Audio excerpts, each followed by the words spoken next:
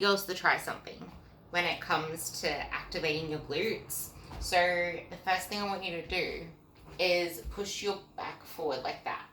Like a hip thrust done wrong. People do this all the time or they just don't get a full thing. Now try to squeeze your glutes. Just bending forward. Now I want you to get your posture straight. Think about reverse crunching. Now squeeze your glutes. A lot better, isn't it? Versus this, trying to squeeze your glutes, and this, squeezing your glutes. It's a lot tighter. That's something to keep in mind. And then if you think about when people finish their hip thrusts, they're thrusting like this. They're getting their body in line, but their glutes haven't come forward.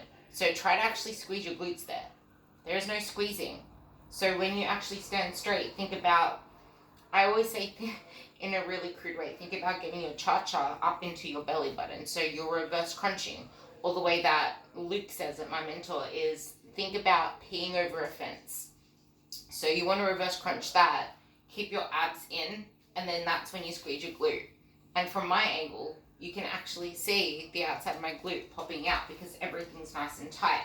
But also remember that a core needs lats. So you need to make sure whatever you're doing in like a squat or a deadlift, that was the hip thrust one, but in a squat or a deadlift, you need to make sure your lats are engaged with that. You don't just flip a bar around. A lot of the time people's issues with squats is the fact they're not using their upper body. You need to use your upper body.